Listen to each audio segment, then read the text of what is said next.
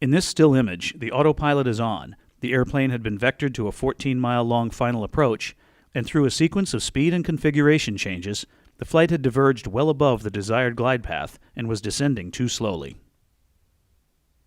As the animation begins, the landing gear was extended, and the pilot monitoring remarked that they were a little high.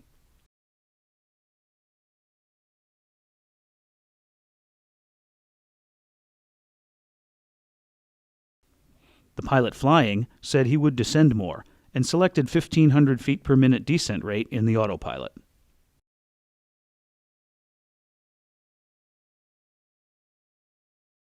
As you can see in the profile view, this did begin to bring the airplane back toward the desired glide path.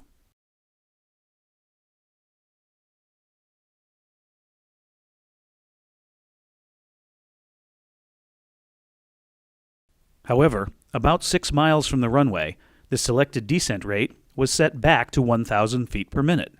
The airplane was still well above the desired glide path.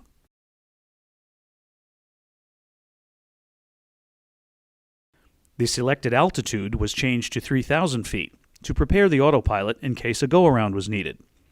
The airplane passed the 5-mile point near the final approach fix about 400 feet higher than desired, and the crew began slowing the airplane.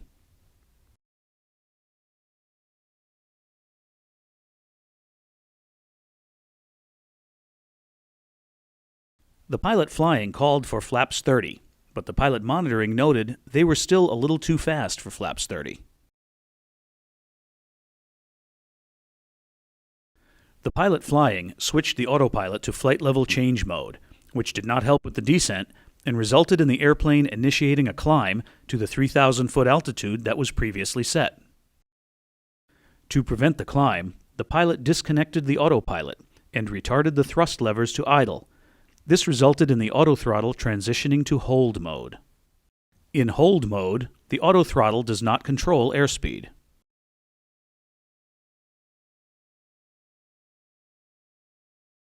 Descent rate increased to about 1,500 feet per minute, and the observer pilot noted sink rate.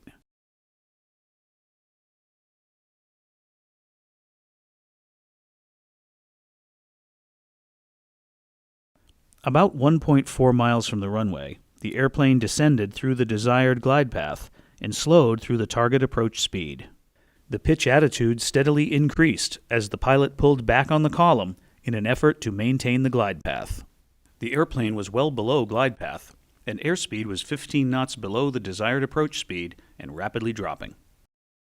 11 seconds before impact, an audible alert sounded because the airspeed was too low.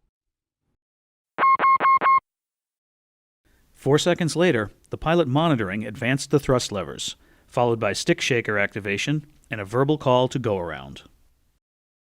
These actions were too late, and the main gear and the underside of the aft fuselage struck the seawall.